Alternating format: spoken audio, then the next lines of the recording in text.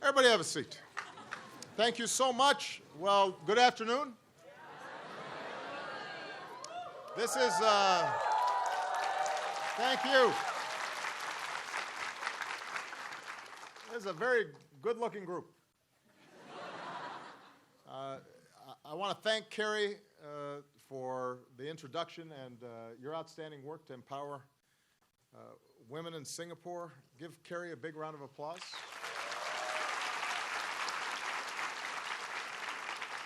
It is wonderful to be back in Malaysia. I want to thank everybody at Taylor's University for hosting us. Give them a big round of applause. And I want to thank the government, the people of Malaysia for their hospitality and leadership this year in hosting ASEAN. So, selamat petang. I was just at the APEC summit in the Philippines.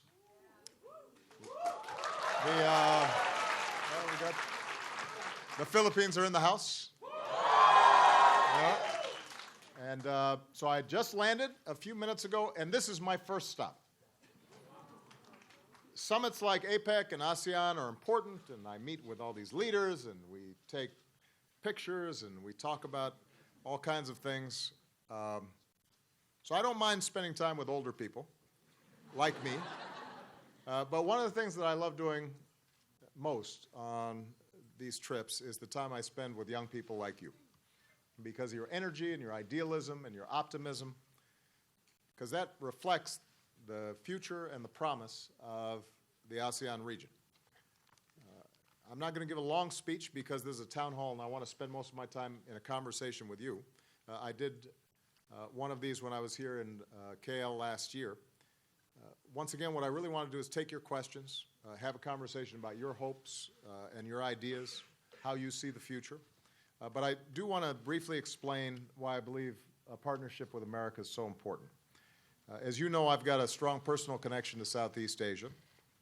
I spent time as a young boy in Indonesia. My sister Maya is Indonesia's in the house. My sister Maya is half Indonesian. She was born in Jakarta. My mother spent years working in rural villages in this region, empowering women. And so the rich tradition of the Pacific, the food, the people, which I like the people and I really like the food. This is part of who I am and how I see the world. But even if I didn't have that special attachment, I would still know that the United States has to be a partner with Southeast Asia. It's critical for our shared future. It's home to so much of humanity, home to some of the world's fastest growing economies. And that's a key focus of my foreign policy, deepening engagement with nations and peoples in this region. And we've been very successful over the last several years, making great strides. We've strengthened our alliances. We've deepened our partnerships with emerging countries and institutions like ASEAN. We recently negotiated the landmark Trans-Pacific Partnership to grow our economies and support jobs in each of our countries. Together, we're working to stand up for human rights and democracy. And I want to commend, in particular, the people of Myanmar for their participation in last week's historic election. It is,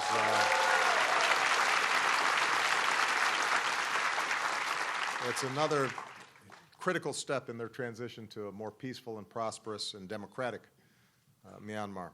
But as important as they are, security alliances and trade agreements are not enough. Governments and even businesses don't have all the solutions. We've got to have a relationship that's from the bottom up, not just from the top down, not just among the most wealthy or powerful, but also from ordinary people who are trying to give opportunity to everybody. And so that people-to-people relationship is what's really important, and relationships between young people within the region and with the United States is what's really important. Connecting to each other, understanding each other can have a profound impact, whether it's a student exchange program or Yuna doing a duet with Usher. Now think about it. Here in the ASEAN region, 65% of the population is under 35 years old. 65%. That's like 600 million people. That's a lot of people. Young people like you are going to define the future of this region for decades to come. And thanks to technology and social media, you're more connected to each other than ever before. You're more connected to the world than ever before. I can barely keep up with you. I've got to get help from Malia and Sasha just to figure out how to use the phone. And perhaps more than any generation in human history, you have the power to change your communities and your countries and the world. And at a time when we face enormous global challenges, from the environment and climate change to empowering women to income inequality and small business development, we have to have your talents and we have to have your skills. You know, a lot of us have been thinking about the horrific attacks in Paris. And when you think about the terrible vision of those who carried out those attacks, and you contrast that with the young people who are represented here, who are building things and helping each other and creating businesses and opportunities for themselves and for others. And when you think about the incredible potential of ASEAN as a place of religious diversity and ethnic diversity, you can set an example, not just to stand up to violent extremism, but to build interfaith dialogue, promote tolerance, and to combine an appreciation of your own culture and traditions with the modern world. And for all these reasons, 2 years ago, we launched YSEALI, the Young Southeast Asian Leaders Initiative. And the goal is to empower young people like you with the skills and the resources and the networks so you can turn your ideas into action. And since then, our YSEALI network has grown to more than 55,000 members across 10 ASEAN countries. We're still growing. We've held 9 regional exchanges. We're offering workshops and online networking and hands-on training. We started a grant competition to support you as you work together across countries to tackle regional issues like climate change. I want to commend Malaysia for its new partnership with the Peace Corps to create a Malaysian volunteer corps that works in underserved communities in other ASEAN countries. That's part of the spirit of YSEALI. And as part of our YSEALI fellowship, we've now welcomed more than 300 young people from across ASEAN to the United States, with another 200 who are coming in the next 6 months. So these fellows study in American universities, they experience our state and local government, they work in our nonprofit sector, they intern in major U.S. companies. I welcomed some fellows to the White House, and then they take these experiences home and they apply them to their communities. And they're not just learning from the people that they're working with in the United States, they're learning from each other as part of a network. So they come back, they're launching their own businesses, they're advocating for an end to human trafficking or expanding women's rights, fighting corruption, promoting transparency and good governance. The point is, every day, the young men and women of YSEALI are making a difference across this region. And just as important as the tools and the skills that you're gaining is the connections that you're creating. Because as part of the YSEALI network, you're forging friendships that you'll draw on for a lifetime, and you're sharing ideas and learning from each other. Because when you're trying to turn that idea into a business or start a new civic organization or even running for office, it helps to have people who understand the kind of change that you're trying to make and who you can go to for help and encouragement, and maybe they have some experiences that are relevant to what you're trying to do. So as young people, you have to stand together, and that's why YSEALI is so important. Because of all the challenges and threats that the world faces, I am absolutely confident that young people like you, with your passion and drive and commitment, you can make a difference. And I know you will. You already are. So before I open it up for questions, one of the things I want to do is just call on a few people who've been part of the YSEALI network so they can give you just some examples of the great work that they're doing.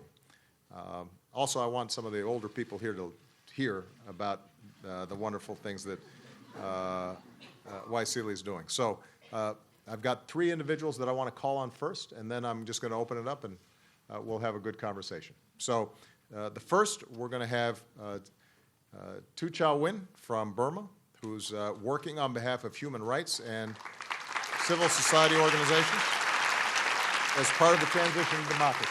So Go ahead, please. Do we have, by the way, do we have microphones or? Here we go. Thank you so much, Mr. President. And you said that recently the conclusion for our election. Yes, it's a pleasure time for me this time. This is a miracle for me.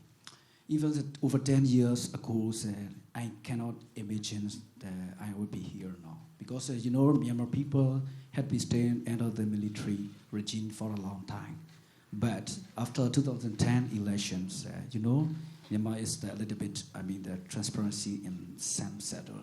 So I joined 2013. So I founded the Myanmar Knowledge Society. That is a publication house which focuses on the human rights and democracy issues. I am one of the editor of Journals of Human Rights and Democracy. Yeah, that is a very first journal of human rights in Myanmar after 2010. And then last spring, I joined the YSEALI program that is exactly to say the YPL program, American Council of Young Political Programs. So I applied the programs. I was in Washington, D.C. I was working in the Amnesty International as my intent. And there, even I didn't have, the friends across the ASEAN country.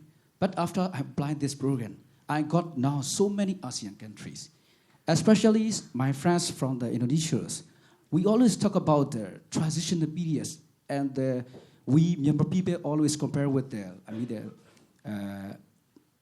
transitional periods and the democratization process in Indonesia. We always talk about Indonesia. So I can learn some knowledge, ideas, experience from my friends from Indonesia.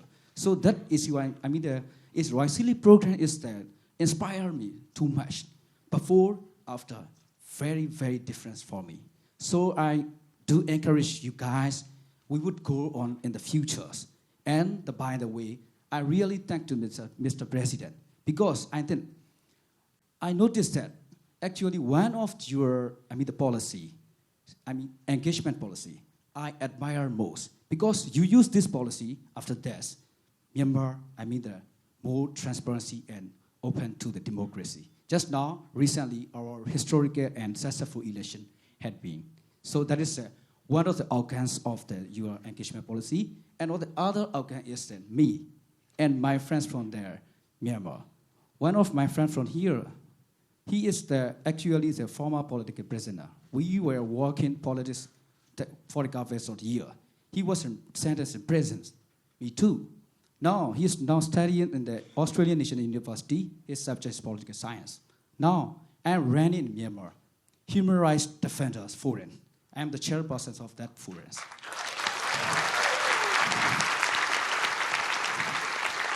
Yes, thank you. My forums just provided HRTs across the country. Now, I'm working for promoting the human rights and democracy in Myanmar, not only in Myanmar, but also the world, especially the South Asian region. Thank you so much, all.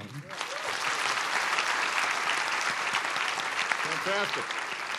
Well, thank you, Tu Chao. That was an outstanding presentation, and we are feeling optimistic about what can happen in Myanmar, in part because of young people like you. Next, we've got Chun Sian Chu from Malaysia, who's training young people in entrepreneurship.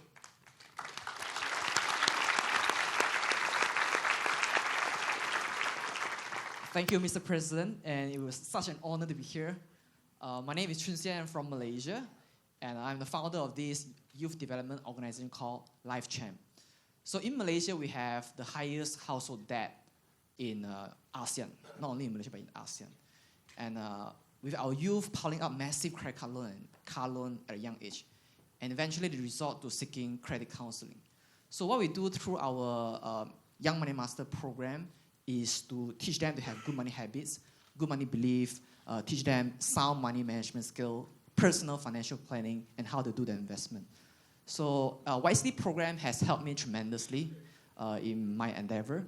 So through YSEALI, I was flown to Washington, D.C. to participate in the global summit, whereby I get to learn, I joined the financial inclusion track, which I get to learn from some of the world's best minds on how I can structure a more effective financial education curriculum.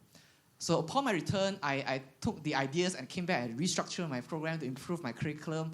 And eventually, YSEALI also helped me to launch a series of campaigns and workshops nationwide to reach out to the underprivileged children, underprivileged students, to teach them to be more money smart. And the other way we do is we also talk about entrepreneurship and social entrepreneurship as well. So I want to thank President for such a marvelous initiative. And because of that, I learned and I benefited. Thank you so much. Thank you. Thank you. That's outstanding. So finally, we've got Jindavan Sanlath from Laos, who's dedicating herself to protecting the environment. Jindavan. Thank you very much, Mr. President. I am very, very happy to be here today. I am Jindavan, a YSEALI alumni from Laos PDRs. I was born in one of the most remote parts of Laos. And my father passed away before I was born. And because of my background, I never thought that one day I will be able to help my communities or make some changes to my community. Because of YSEALI, now my thoughts change. Being a part of YSEALI expanded my thinking and able me to see the challenges facing my communities and empower me to be a part of the solution. I'm now working with a project called Forest Law Enforcement, Governance and Trade, which aims to promote legal timber trade and sustainable forest management. I have already been able to apply the lessons I learned in Montana to help improve forest management in Laos. YSEALI is my life-changing chapter. Thank you very much. Thank you. Thank you. Thank you.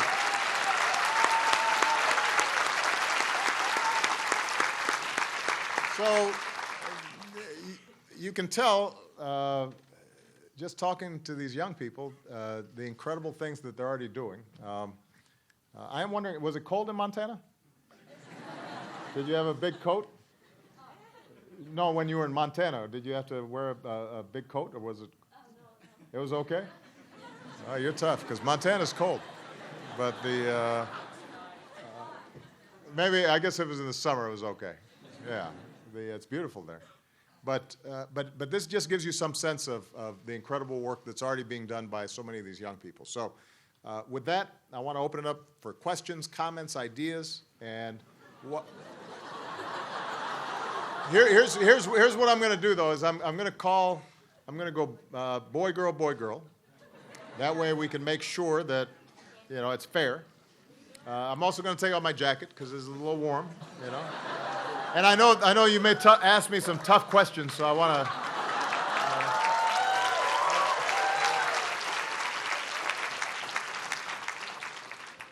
Okay, so let's see who's going to go first. I'm going to call this young lady right here in the green.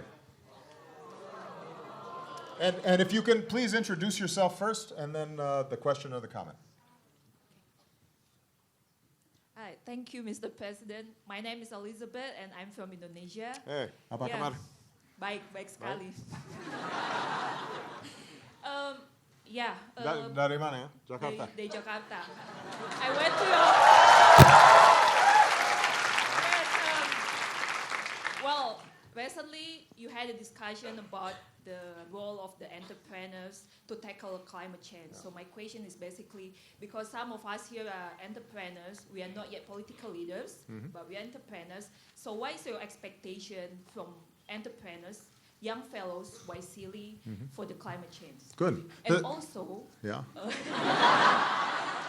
For the upcoming UN climate change in Paris, whether you are optimistic about the result of that. What kind of business do you want to start?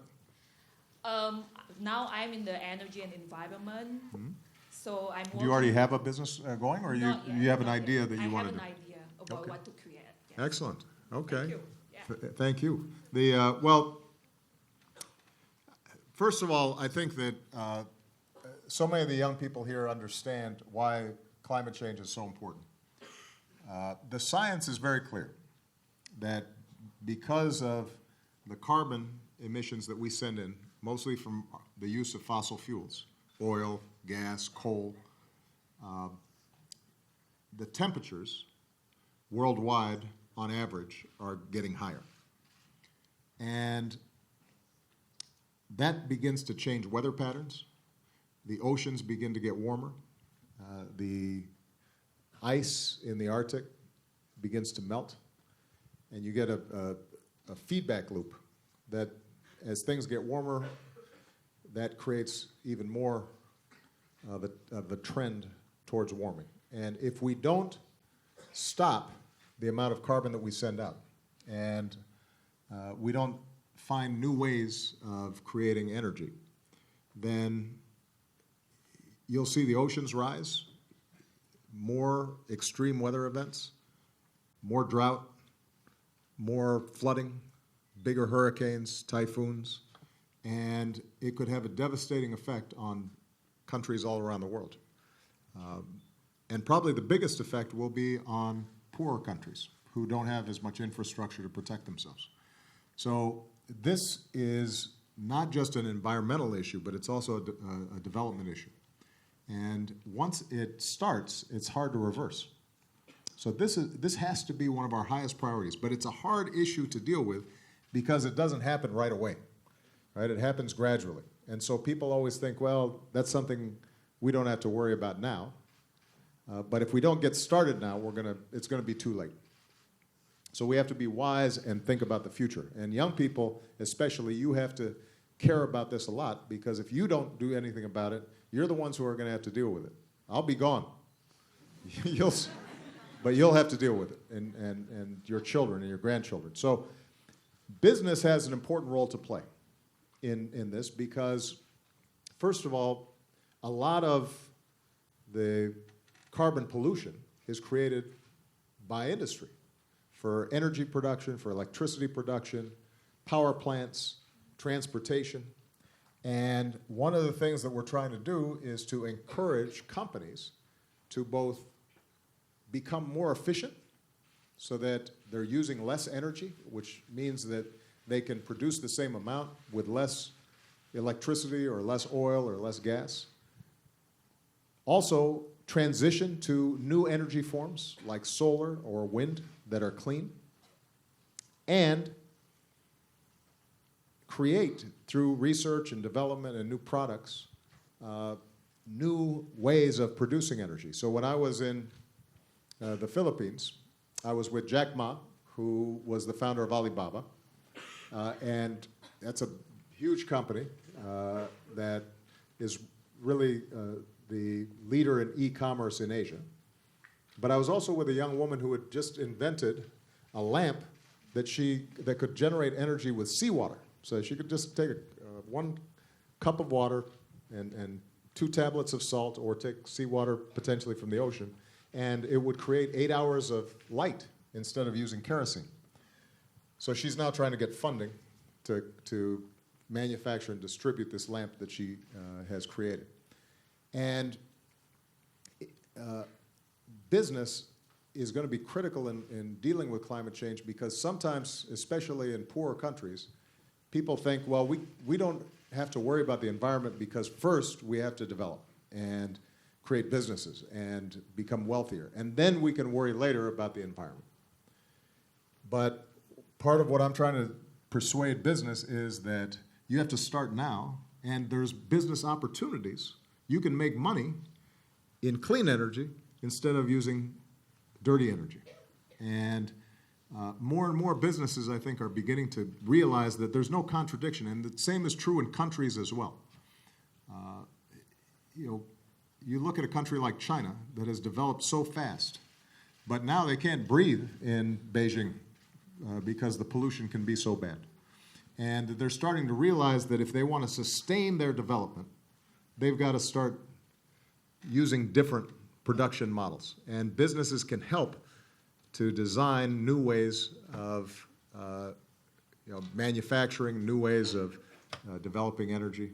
So we really want to encourage businesses to get involved, and they can make money doing it. The most polluting industries are typically the old-fashioned industries, the old ways of doing business.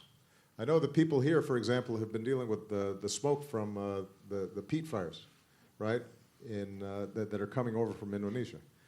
Well, you know, the palm oil industry, that's not a high-value industry. I mean, that's not something that's going to develop a strong middle class and business opportunities over the long term. It's just a classic extractive industry or commodity industry. And in the modern economy, you want to be inventing new products and services rather than just figuring out what you can take out of the ground.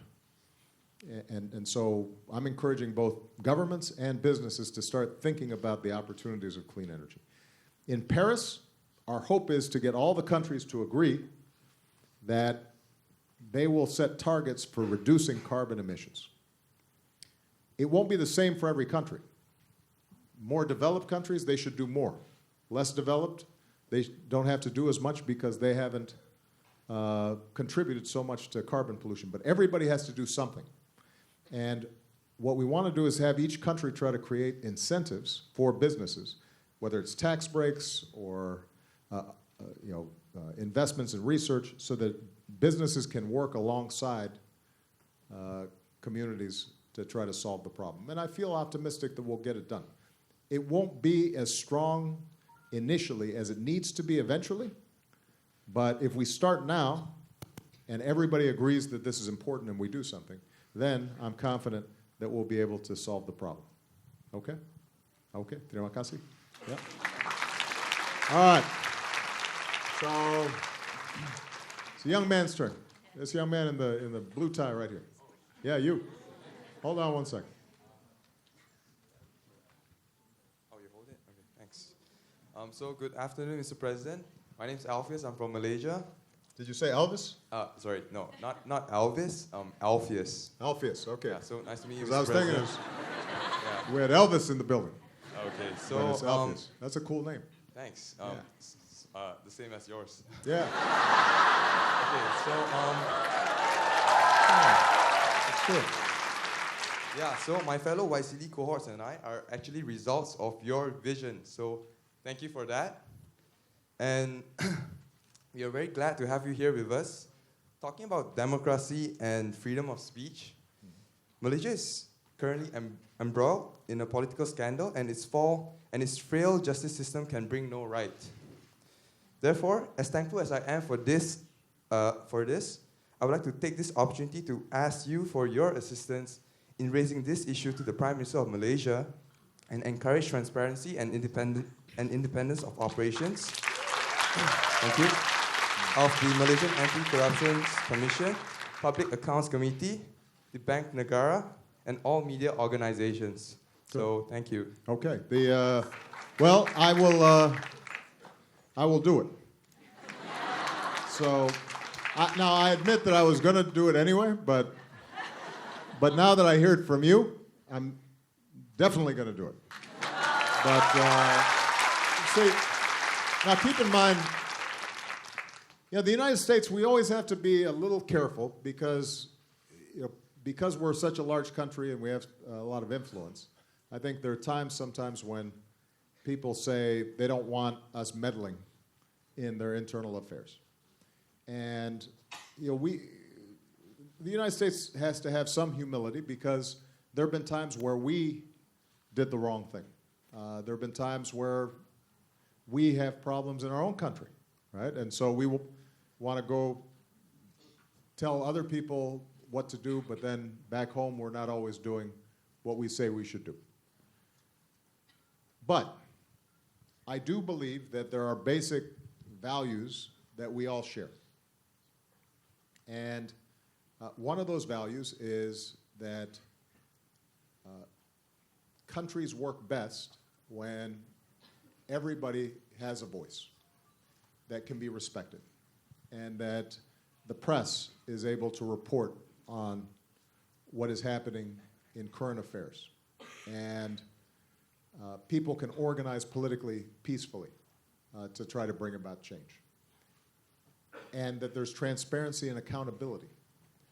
And when you look at which countries have done best in terms of development, typically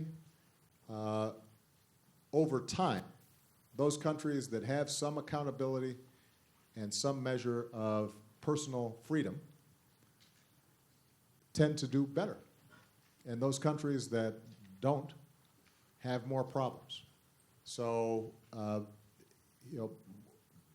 whenever I meet in international forums like APEC or ASEAN, whenever I meet with individual leaders, I try to encourage them to move more in the direction of transparency, accountability, to empower people so that they can participate in civic life. And I always want to be honest with people whenever I talk to folks that that doesn't mean that we don't do business with countries sometimes just because we have shared security interests or economic interests. If I have to meet with President Xi of China, even though I may not agree with the approach of his government towards human rights, because China's such a big country, and on something like climate change, if we don't cooperate, then we won't solve the problem. There are occasions everywhere in the world where I will meet and the United States has a relationship and cooperates with a country, even though their human rights record may not be good. But I want to assure you that in all of those meetings, we always raise these issues. And part of what we're trying to do also is to create an international support for these issues. So one of the things I did at the UN, for example, was something called the Open Government Partnership. And the idea behind the Open Government Partnership is that every country each year makes a pledge for what they're going to do to make themselves more accountable, more open, more transparent, to root out corruption. And not everybody starts out at the same place, but just by encouraging people to put out plans, even if they don't always meet the plans right away, it raises the standards and the sights of people and encourages people to aspire to improvements. And it's just like democracy. When we were hearing about Myanmar, and they talked about Indonesia as an example. Well, Indonesia, when I was living there as a child, was not a democracy. Right? It was basically, you had President Suharto, and you had the military, and there weren't elections every few years. And it didn't happen right away. The transition took some time. But as long as we keep on encouraging that kind of change, I think we really can make a difference. Okay? Thank you. All right, good question. All right. That young lady right there. You. Yeah, you. Yeah, you. Hold on, we got to get a microphone. Good afternoon, President Obama. Thank you for coming to the Philippines. No, I'm Cherry. I'm Filipina. So I'm a founding farmer and chairman of Agria Agricultural Systems International, Inc. Actually, Agria is also a partner of U.S. Embassy Public Affairs in Manila. We are helping them to send 4 young fellows in the professional fellowship program. Mm-hmm. And for that, what we do in Agria actually is we're trying to make farming cool, smart, sexy, and humane in the Philippines. Okay. Yeah, because it started when I spoke in the World Economic Forum, and I said, let's make farming sexy in front of our president of the Philippines, and it became a headline. So I need to stand and putting a program about it. But yeah, we've been helping a lot of farmers in the Philippines, and now including fishermen. And I know you have a garden in the White House by the First Lady, and thank you so much for that. It's a common denominator problem in Asian countries right now that our farmers are endangered species. They're getting older. The average age is 57 years old.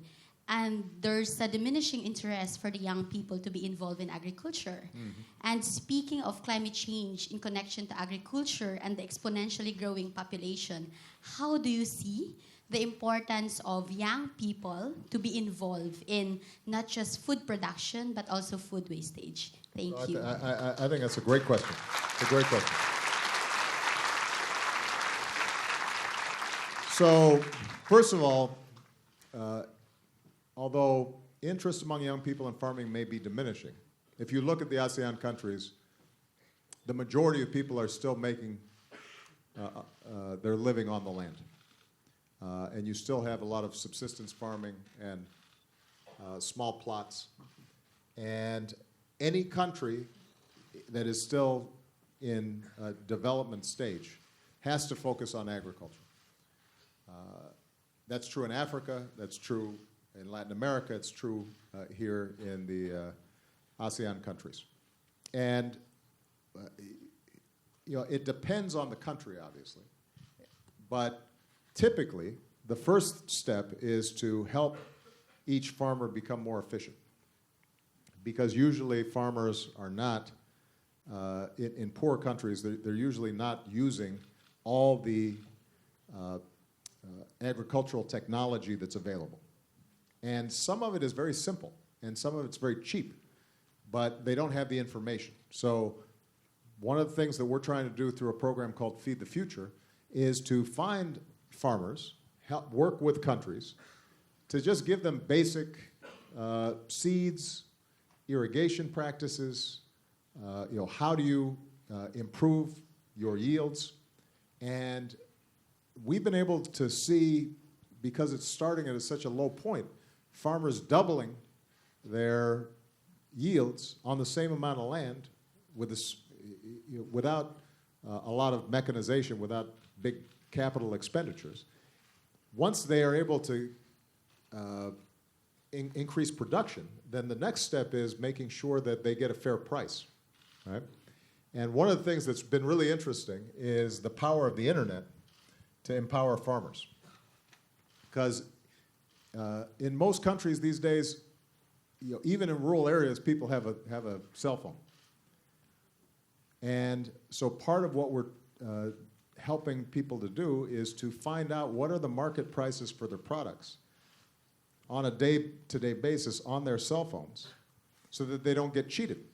They know what it's being sold, how much it's being sold in the city. So now, whoever the middleman is, they know that they should be asking for a certain price for their crops, and they can start planning in terms of how, how much grain versus fruits and vegetables or what have you that they're farming. And that can also increase their incomes, not just their production. Once you do that, then they can start buying some, for example, one of the programs we're seeing is an entire village sharing one tractor. It's sort of like an Uber for farmers. So instead of, it's so expensive to buy an entire tractor, a lot of farmers can't afford that. But if you set up a system where you can buy a tractor and then essentially they can rent that tractor or timeshare that tractor, now suddenly that also produces increased yields. And then the next stage is to think about, okay, instead of just producing the product itself, can we also then do some of the processing? And you can start putting together cooperatives, for example, for food processing so that you're moving up the value chain. But the point is that when we start thinking about agriculture not just as subsistence, but also how is it interacting with the market, how are you applying technology, now it starts looking kind of sexy because you can actually, a young person can, instead of moving to the city, they can stay in their village and watch slowly their standards of living improve and begin to create small businesses, and the entire community can rise even as their own prospects improve. And so this is something that we're really going to try to focus on. And we're working with governments, but also with NGOs to try to do as much of this work as possible. But I think you're raising an important point. We see this in the United States as well, that a lot of young people don't think that farming is a high ambition. And we want to encourage people to recognize that working on the land is a wonderful and important thing. And if we're going to feed enough people, then we've got to have more farmers, and we've also got to make sure that they're getting good terms on loans, because oftentimes what holds them back is just having enough capital, just a little bit of seed capital, in order to be able to do what they need to do. So good luck. Keep up the great work. So, all right. Let's see. Hold on. This young man in the purple shirt. That's a nice looking shirt. Now, why was everybody cheering for him? I mean, he does look nice in his purple shirt. But Thank you, President. yeah. And greeting. My name is Dom. I'm from Cambodia. Uh-huh. My question is, since many people have focused on a lot of high issue, I want to go low. So the How question low are you that- going to go?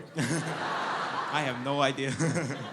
So the question that I want to ask you is that, since yourself is aging toward a very senior life, and That's pretty low. I'm sorry, President. Okay, just go straight to the question. So, how do you see your kids and the young people, the young leaders, as the insulin between the old people and the young people? Because from my society, the gap between the old and the young is very divided. So I want to see your perspective toward what is your initiative and what is your will as a president, a person who see a lot of problem. So what do you want to see from young people like us in the future when you get old? So what... I think you get my question, right? I got your Thank question. you so Sit much. down.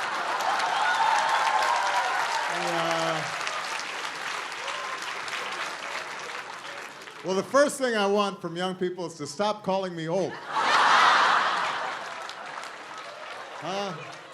Come on.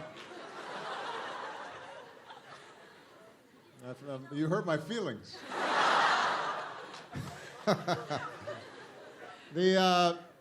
Well, look, we all get old. It's true. And when I came into office, I had no gray hair, and now I have a lot. Although I will tell you that I don't dye my hair, and a lot of my fellow leaders do. I'm just saying. I won't say who, but their barbers know, their hairdressers. You know, I think the most important thing for young people is that they're not trapped in the past. And human progress is driven by looking at a problem with fresh eyes, with new eyes. And you know, as you get older, what happens is that you just get in the habit of seeing the same thing, and it becomes routine to you, normal.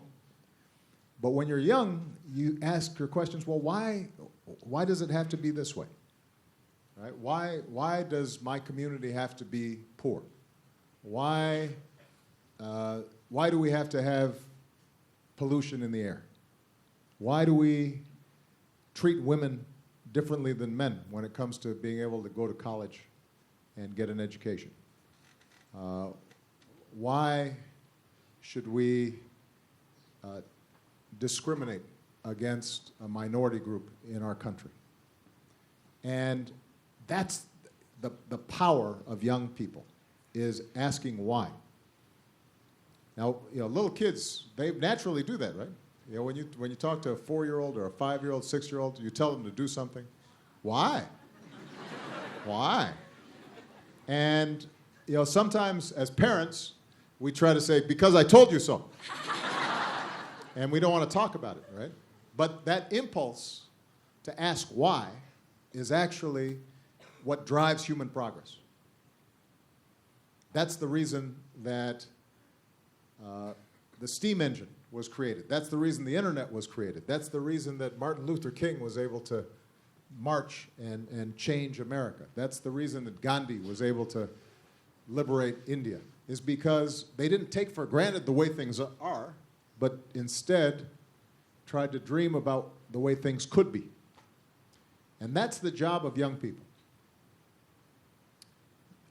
Old people don't do that because they're comfortable, or they've become resigned, or they've become cynical, or they're just tired, or they're comfortable. And so they don't ask those questions. But young people, you have to ask those questions. Right? Now, you then have to work.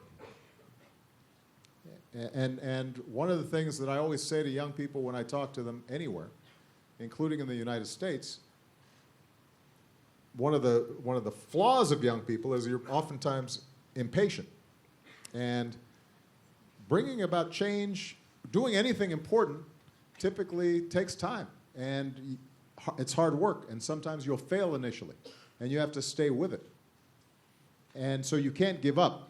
So if you're asking a question, you know, how am I going to, why not start a business for clean energy? Well, you have to have an idea. You have to get capital. You have to have a business plan. You have to create the business. It may not work right away. You may get frustrated. If you're trying to bring about political change, you know, there may be a lot of risks if you're trying to bring about political change in a place like Myanmar. Are you willing to take those risks? Are you willing to make sacrifices? What happens when it doesn't work initially? Are you willing to then get back up and start again? And that, I think, is the most important thing.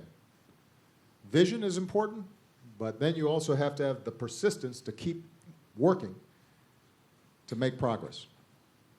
And I always tell young people to have big dreams, but then also be willing to work for those dreams. It's not going to come right away. All right? Okay. Yes, young lady right here. Here, I'm sure we have a microphone.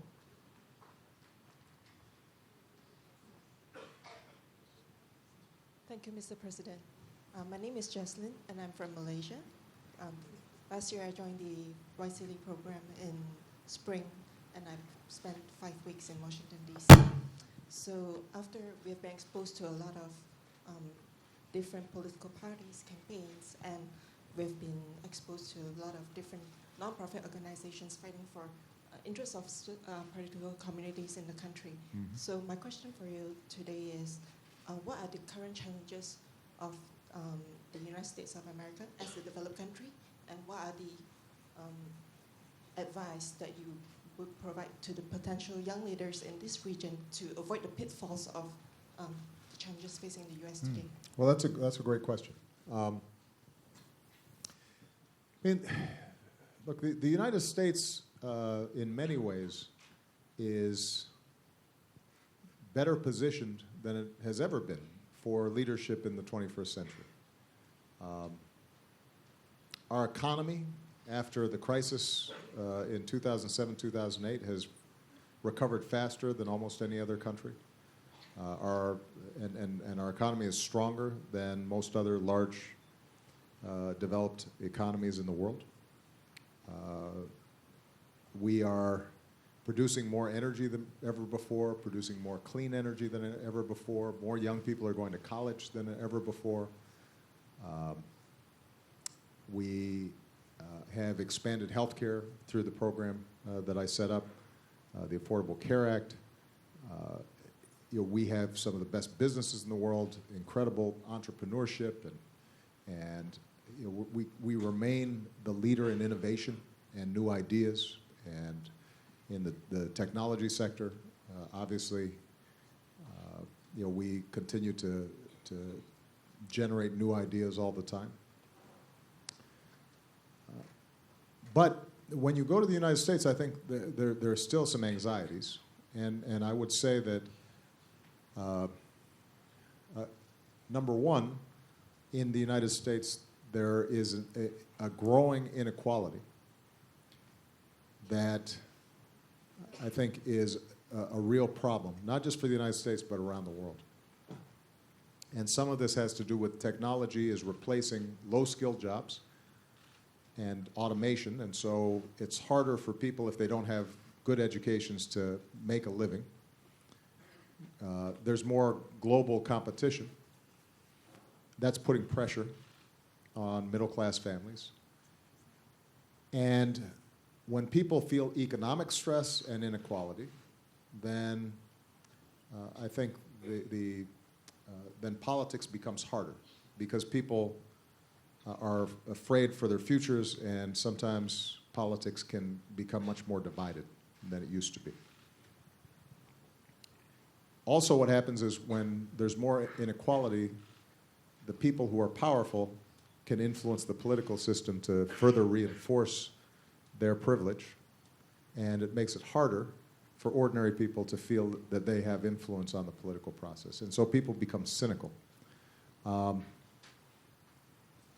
Now, these are all problems that can be solved, and I'm confident we will eventually solve them, but right now our political system does not work as well as it should. And what I would say to young leaders, what sort of pitfalls should you avoid? I would say, number one, it is very important to avoid any political system where money overwhelms ideas. And the United States political process has become so expensive, and it lasts so long. And even though I was successful in it, we spent hundreds of millions of dollars in television advertising and in all the things that go into a U.S. presidential campaign. But it's also true for members of Congress. And when politicians have to raise so much money all the time, then they start listening a little bit more to the people who have money as opposed to ordinary people. And that, I think, is a danger that can be avoided by the system that you set up to make sure that campaigns are not reliant just on money. That's something to avoid. I think the second thing is politics in the United States increasingly is defined by personal attacks and saying very sensational things in the media. Now, that's true for politics everywhere to some degree. But I think that for young leaders like you, as you get into politics, trying to focus on issues and trying to debate people you disagree with without saying that they're a terrible person, I think that's something that you always have to watch out for.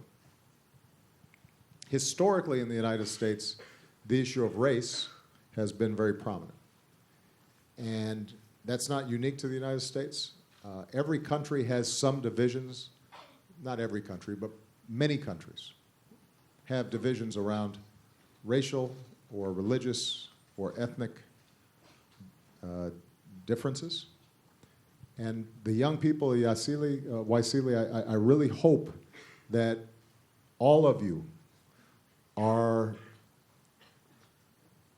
fighting against the kinds of attitudes where you organize political parties or you organize interest groups just around ethnic or racial or tribal lines. Because when you start doing that, it's very easy for people to start thinking that whoever's not part of my group is somehow less than me. And once that mindset comes in, that's how violence happens. That's how discrimination happens. And societies that are divided ethnically and racially are almost never successful over the long term. Now, the United States, we've struggled with this for over 200 years. But it's still an issue that comes up. And so, I would guard against that here in your home countries. But the truth is, here in Southeast Asia, as everybody here knows, that same kind of tendency happens, right? I mean, I remember when I was growing up in Indonesia, every once in a while, you would have riots against the Chinese Indonesians, even though they were part of the community. But somebody would start saying, hey, those people, that's our problem. And you'd have stores burned down and people killed. And right now in Myanmar, one of the big challenges that's going to have to be addressed is how ethnic groups are treated. The Rohingya in Myanmar right now are treated differently, even though they've been living there for generations. But there are a lot of people, because they're of a different religious faith, they say those aren't real, they're not really part of our country. Well, once you start going down that line, then that's a dangerous thing. So that's probably the biggest advice that I would give is to watch out for that. You look at what's happening in the Middle East right now. Those countries are in chaos, so many of them, because of this notion that somehow if somebody worships God differently than you, that they're less than you. And people are slaughtered based on that idea. And the countries can't grow. Businesses can't start. So, of all the things to guard against, I think that's the biggest thing. Okay. All right.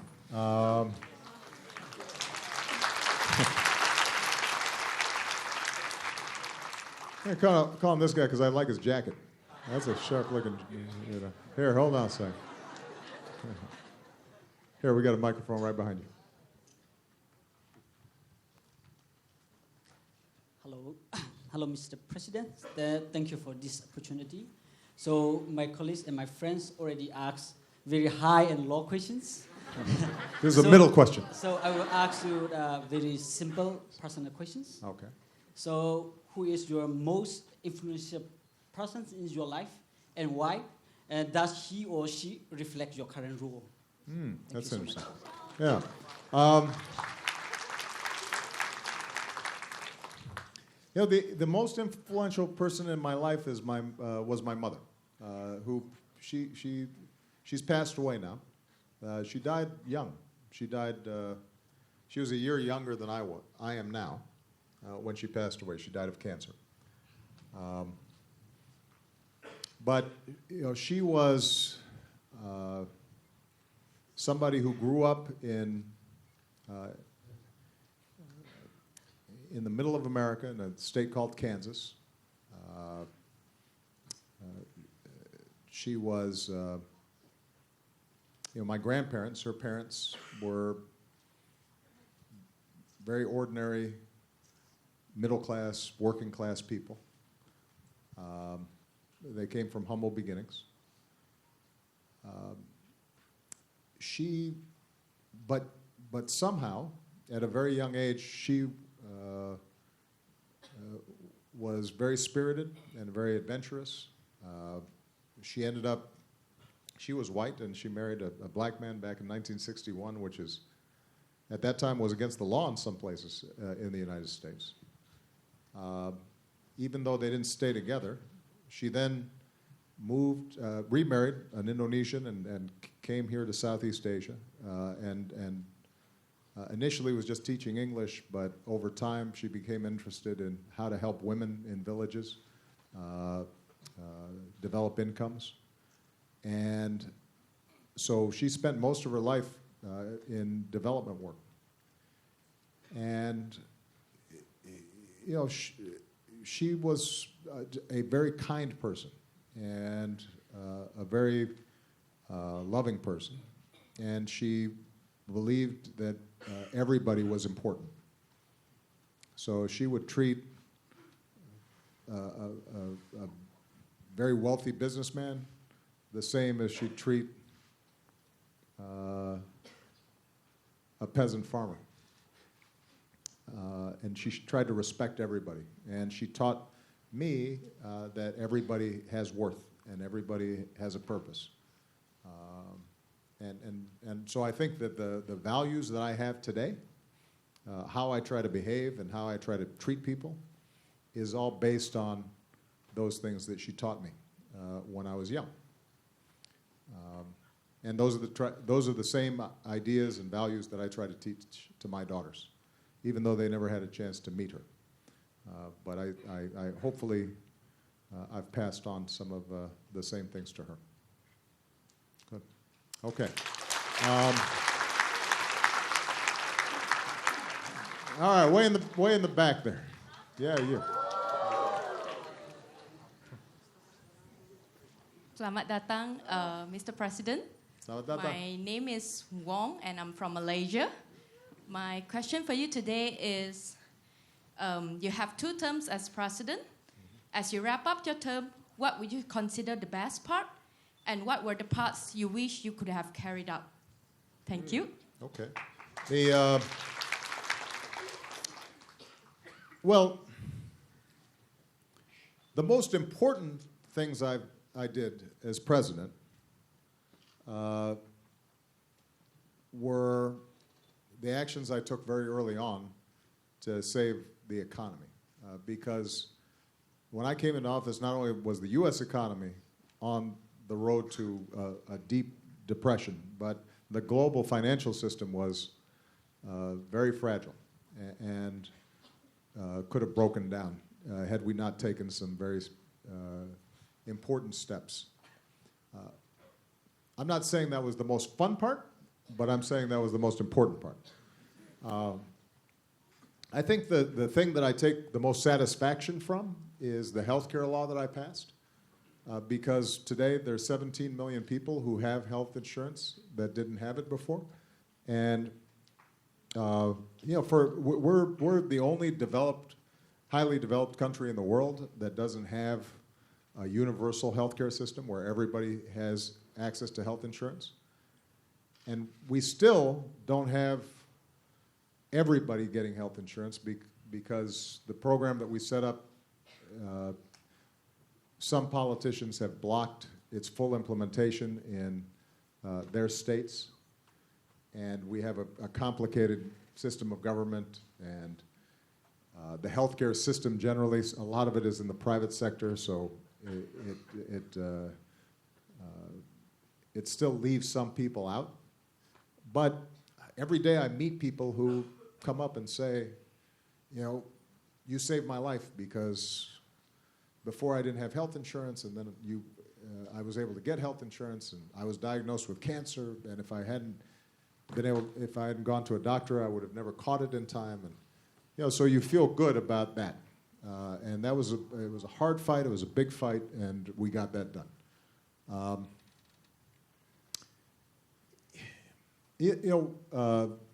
Since I'm an old man, as this guy says, one of the things I find is it gives me some perspective. So the things that were hard or I didn't like, you know, those fade in my memories.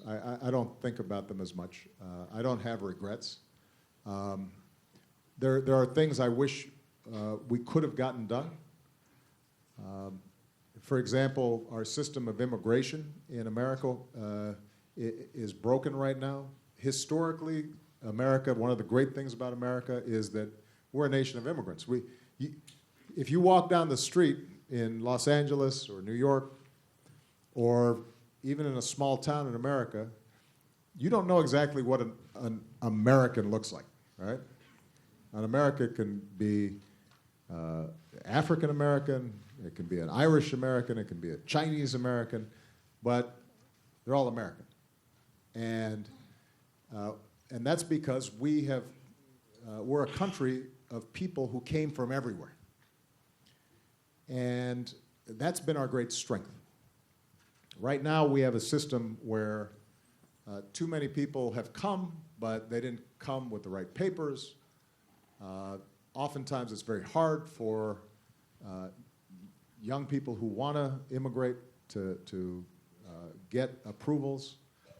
And so we tried to streamline the system, but the other party so far has been very resistant to it. I think it's the right thing to do.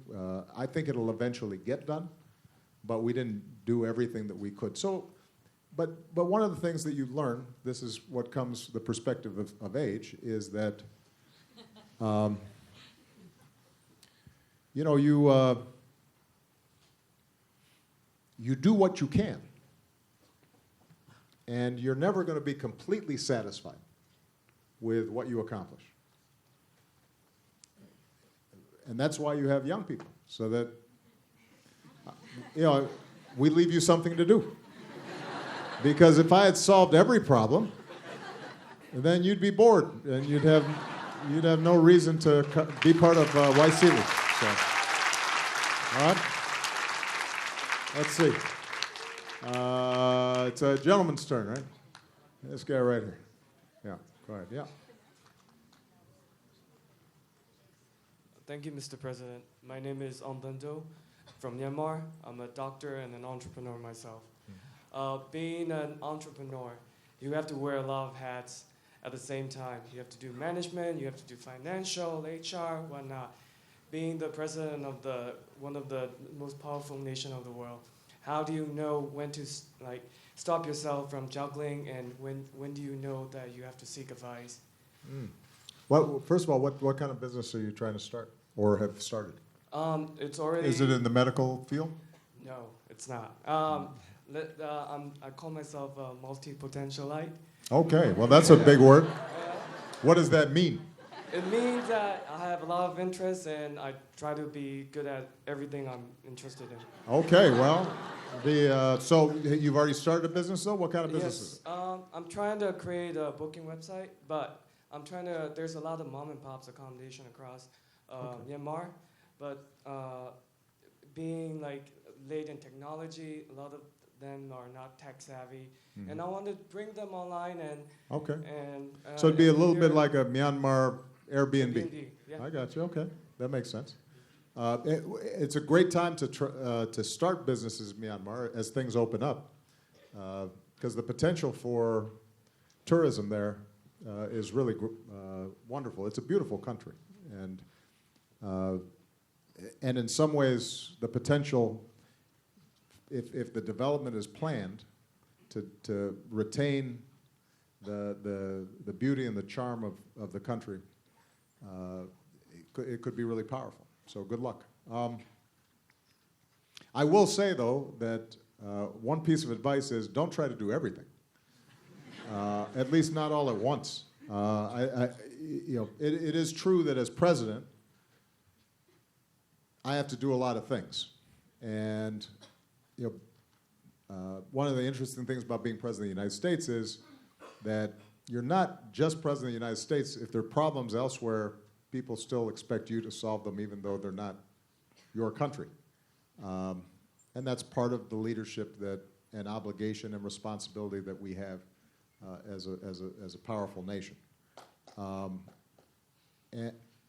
But I do find that I have to focus, because if I'm trying to know everything and manage everything, then nothing gets done. So a couple of pieces of advice. One is you have to continually decide what are the things that are most important, and start with those. if you make a list, you have to prioritize what's the thing that has to get done. What's the thing that strategically is most important? What's the thing that will make the biggest difference if I do this well? And if you focus your attention on that, then yes, there will be some things that don't get done, but your basic mission will be well served. You have to prioritize. Number two, you have to delegate. One of the things that I'm pretty proud of in terms of how I manage my presidency, but also how I manage my campaigns and past work, is I'm good at surrounding myself with really smart people. And I think the job of a leader is not to try to do everything yourself, but it's to try to organize people, each of whom have different talents and skills, make sure that they are joined in a common vision about what needs to get done, but then go ahead and let them, give them the tools so that they can do what they need to do. It's just like a basketball team. I played basketball, so I usually use that, but if you prefer soccer, that's fine. But any sporting team, the teams that are the best teams are the ones where each person has a role to play, and they're all working together. But I think sometimes when there are a lot of managers or leaders who they don't know how to give up control to somebody else. So they want to just do everything. And then they get spread too thin, and the people they're working for, they never develop and never feel a sense of responsibility or ownership for the project. And as president, I can't keep up. I can't be an expert on everything. So my most important job is to identify the talent who I have confidence in, and then I put them in charge. Now, I'll give them a sense of direction. I will hold them accountable. So, I expect them to produce. If they have problems, I expect them to tell me early so that we can together solve the problem. But I want to give them a sense of empowerment. And that's how you duplicate yourself. That's how you spread the amount of things you can do, is because you're part of a team. Very few things, great things, are done by yourself. Maybe if you're Picasso or Mozart, you can go off into a room and you can produce great things. But most great accomplishments, human accomplishments, they're done as a group. And your job as a leader then is to be able to assemble, to bring together people in a common vision. And then the third thing I would say is you have to be able to be honest in evaluating what's worked and what doesn't work, and make adjustments.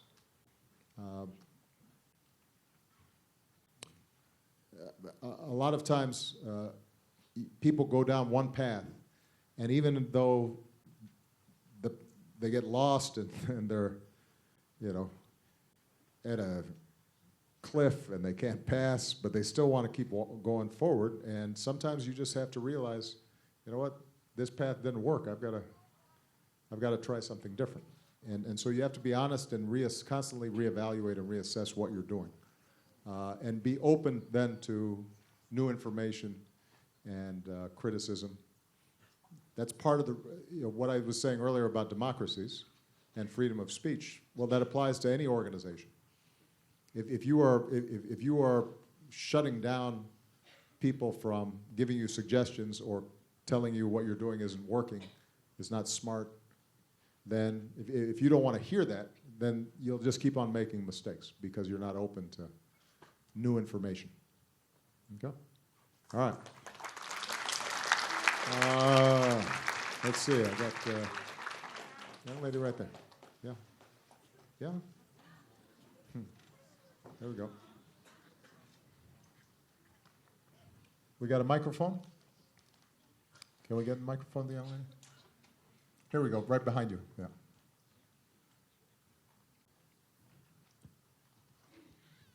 Thank you. My name Uma. I'm from Indonesia. I'm working in Center for Handicraft and Batik in Yogyakarta. That's a nice batik you have on. Yes, I'm wearing the skirt batik. Yes. Yeah, it's very nice. Batik. Yes, thank you. So my office always supporting to small industries. Mm-hmm. You know that handicraft and batik are produced by home and small industries. Right. And now we encourage the people to use the natural dyes to coloring the batik and handicraft. And also, what the reason is because we have the lot of natural resources, and also there is the global market demand on friendly products. Yeah. In other side, unfortunately, the developed countries like European or I don't know, maybe also US, United States, still export the unfriendly synthetic dyes to developing countries. So my question, simple question, what do you think about this situation?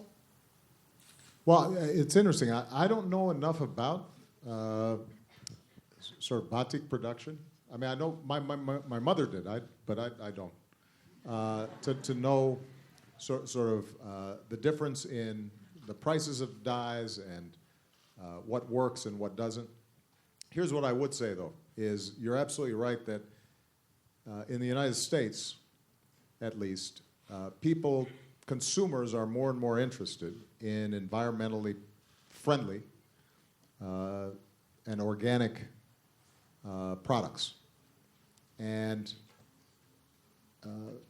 so if you are producing things that are using natural dyes, then that's something that you can market, and it's a selling point for a lot of consumers.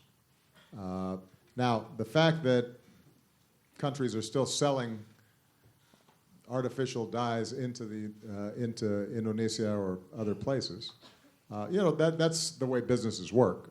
Now, as long as they're not poisonous and they're not hurting people, that's not something probably that you're going to stop. But what you can do is to start marketing the fact that you use natural dyes, and that may be very appealing to people. This brings up a larger question, which is the issue of trade.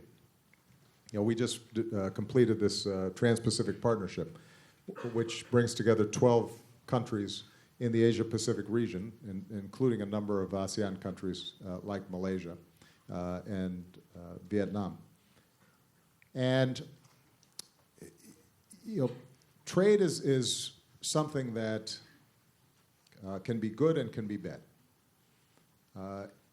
It is good in the sense that it allows each country to pursue the things that it's best at, produce goods that it can do better than others, and everybody can get richer. It also can create real problems because it brings about competition. It can change the way things are done in each country, and if somebody from another country has a much more efficient, effective way of making a product, then the local producers can lose a lot of business and people can be displaced from their jobs. And we've seen this in a lot of countries. So part of, I think, the goal of every country is not to close off from trade, but if competition comes in, then the government has to help that country adjust to this new competition and to find new ways of creating jobs and creating wealth. And Singapore is a good example of a country that's done this very well. I mean, if you think about Singapore, Singapore is a tiny little country. It doesn't have any oil. It doesn't have any significant natural resources. But it has been very good about investing in its people, in providing them education. The government runs itself very efficiently, and it plans it is good in planning and thinking about, okay, if we're manufacturing this and now there's new competition and we're no longer the low-cost producer, what's the new thing we should be good at? And they help then retrain people and help companies transition into a new way of doing business. And the truth is that in today's economy, countries are constantly having to change. They constantly have to transform themselves, and people constantly have to change. Because the economy is just too dynamic, it moves too fast. Because of the internet, because of transportation, you can't cut yourself off, unless you're North Korea. You can't cut yourself off from the world. And those countries that try typically fall behind because they can't keep up with the ever-changing economic environment. So this is where good government policy is important, and helping people retrain and helping industries adapt. That's one of the most important roles of government in today's economy. Okay, I've only got time for 2 more quick questions. I don't know about that.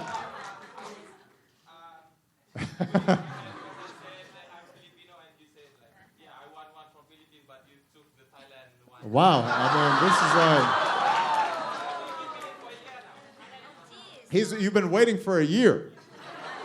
Well, okay, well, you've already taken the floor, so go ahead. This better be a really good question, though. Huh? Since he just went ahead and announced it. He's been waiting for a year to ask this question. 1 whole year. Okay, you have a lot of pressure on you right now. Let's see how good a question it is. No, you only get 1. Go ahead. All right. Okay. There's 2 questions. Sorry. That's one. Okay. Okay, just one. One is this is about American principles, and I believe, you are at the end of the TPPA agreement, right? And to me, from where I'm coming from, the CSOs in Malaysia, we believe that the TPPA is a very elitist deal. What is your name? My name is Rizal. I'm from Malaysia, and I'm half Filipino because my dad is a Filipino. So you're not actually Filipino, you're Malaysian, who presented yourself as a Filipino, and then insisted on asking this question. But Man, I'm Asian. all right. But I'm ASEAN. Well, just go ahead and ask your question. Go ahead. All right. So we believe that the TPPA is an elitist deal. The people has been excluded from it, even from the start. Only 5 out of 30, the clauses, or not clauses, like chapters in that deal is regarding trade. I want to take you to the context of Malaysia. In Malaysia, you have indigenous people. You have 70% out of the poor are women. You have so much more people who are lagging in behind. Okay, so let me just check back my notes. Hold on, please. Come on, man. This can't be too long a question, though, because I want to get one more question in, so hurry up. With the expected rising prices in medicines and major challenges in SMEs, startups, how does this tally, this deal you say that which is inclusive and everything, how does it tally with your principles of human rights, transparency, and equality that the U.S. stands for? Okay. So so first of all, what is true is that whenever you're negotiating a trade deal, and this is true for any trade agreement, if you're negotiating with 12 countries, and if there's not some space for the negotiators to basically agree on the deal, but the whole time everybody's commenting on every aspect of it, then it would never get done, right? In the United States, if basically every chapter was subject to various interest groups asking, well, we want more of this or we want more of that, and the business community saying, we want this, and the labor union saying, we want that. Just in the United States, we could never get it done. And then when you try to get 12 countries together, and everybody was in on every aspect of the negotiation, it would never be finished. Because people would always ask for more. And I'm not just talking, I mean, the pharmaceutical companies would want more, the agriculture sector would want more, everybody would want something. Because the nature of a trade agreement is that there's so many interests involved, right? So what we've done instead is you close the initial deal, right? Now it's subject to review. It's up on a website. You can go and read every chapter, and people can, each country then has to ratify it, and it's subject to the approval of the legislatures or the parliaments or whatever form of government in approving or disapproving it. I've still got to get it passed in Congress. And members of Congress are going to read every line, and there are going to be some people who think it's a good deal and some people who think it's a bad deal. And I believe that it's a good deal and we'll get it done. But there's no guarantee. So the point is that it's inaccurate to think that transparency means that you and everybody else are all in a room together negotiating the entire time in an open environment, because it would never get completed. Partly because each country has to give up something in order to get a trade deal done. For example, we have to open up some markets to goods that previously were subject to tariffs. And somebody in our country is not going to like that. But our view is overall, that's good. That may be helpful to Malaysia. And in turn, we will be able to sell something to Malaysia. Somebody in Malaysia won't like that. Right? So that's the nature of negotiations in a trade deal. Now, with respect to some of the specific things that you said, I actually think it's inaccurate. So let's take the example of pharmaceuticals. No, I'm just going to give you an example. This is an area where people actually have expressed concerns because the U.S. pharmaceutical industry is the most prominent in the world. We do a lot of the research and development that invent many of the new drugs. And what is absolutely true is that a lot of the drug companies, once they invent a drug, they want to keep making money as long as possible on that drug. And sometimes they want to keep making money on that drug even though they invented it a long time ago. They want to preserve their rights, exclusive rights to make it, and they keep selling it at a higher and higher price, and they don't want generic substitutes that are lower cost. Right? So what we did in this deal was we said that we should provide some protections for some drugs, because if you don't provide some intellectual property protection, then nobody's going to invent a new drug, because the minute they did, then there'd be a generic that was produced right away, and there'd be no point in inventing it because you wouldn't make any money. Right? The same way that if you are a singer and you make a record, but the minute you record the record, people can just download it without paying, at a certain point, that's going to hurt the music industry, right? So we said we had to protect some, but we're very explicit in the chapter on this to say that we have to protect generics for low-income persons. In fact, we need to eliminate tariffs on some things like penicillin and basic drugs that have been on the market for a very long time. And over time, we actually believe that the costs of drugs are going to go down in many countries that currently have a lot of barriers in terms of those drugs. Now, and here's proof that this wasn't just some giveaway to the drug companies. Right now, a lot of the drug companies in the United States are mad at me because they said, how come we didn't get more protection? And what I said to them is, well, part of our job is to promote the U.S. drug industry, but part of our job is also to be good partners with countries that have people who are sick, and we've got to make sure that they also are able to get access to drugs.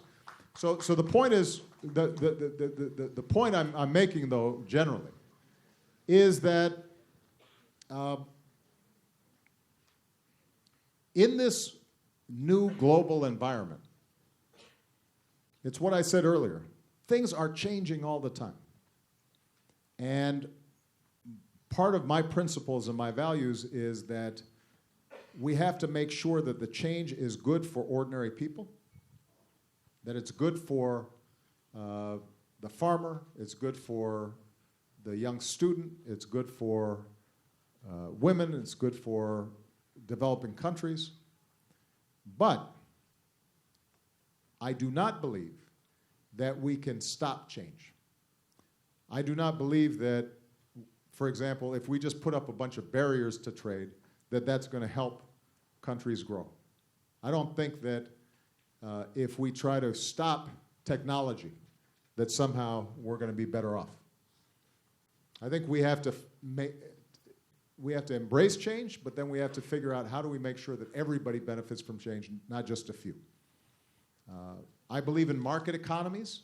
I think it's been proven that market economies are the best generators of wealth in the world, but I think that market economies also have to have some government interventions to make sure that it's fair and there's fair competition and that small businesses are not excluded by monopolies and that workers have some basic protections. So that's the kind of balance that is reflected in TPP, and that's reflective of, I think, my policies both in the United States and internationally. Okay, I'm going to take one last question. Okay, now let's see. Let me just hold on a second. I'm just trying to wait. I want to make sure we've heard from the Philippines, from Myanmar, Cambodia. We haven't heard from Thailand. Thailand. All right. We got to get a Thailand question. Thank you so much. I'm Dara from Thailand. I'm bisexual. Yeah, I have a question. Should anyone being LGBT have to go to the jail? Should anyone being different policy view have to go to the jail? I didn't know for your opinion, but how could we have a regional or international cooperation if some countries are still facing the kind of problems? Thank you. Okay, that's a great question. Look, the answer to the first question is simple: no. People who have a different sexual orientation are deserving of respect and dignity like everybody else, and they shouldn't go to jail for it. Now,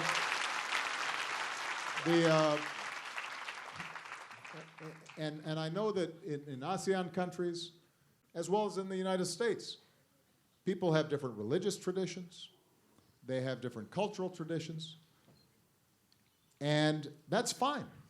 What I always say to people is that nobody's forcing you to behave in a certain way, and nobody's saying that. For example, we just had this debate about whether same-sex couples could get married.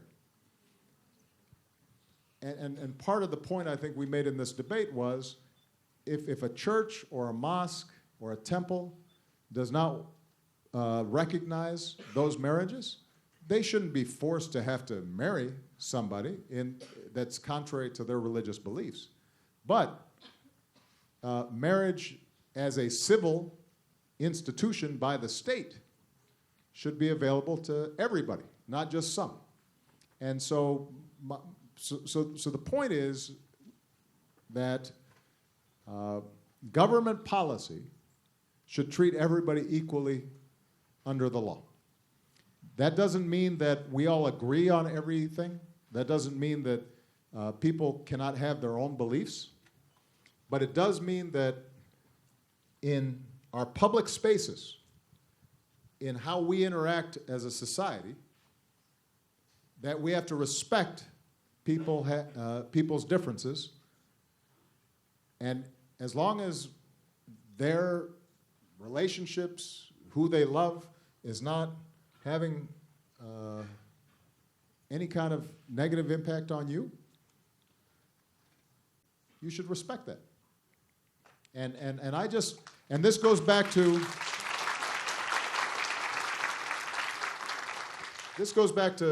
the thing I mentioned earlier when you asked me about what can we learn from the United States.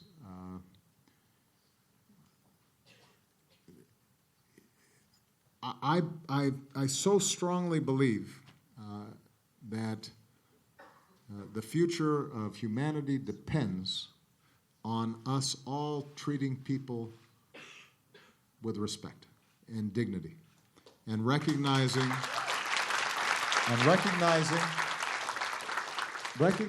that whatever your religious background, whatever your ethnicity, whether you're a man or a woman, whatever your sexual orientation, you have something in common with me, that we are both children of God, that we both were put here for a reason, and are deserving of kindness and respect.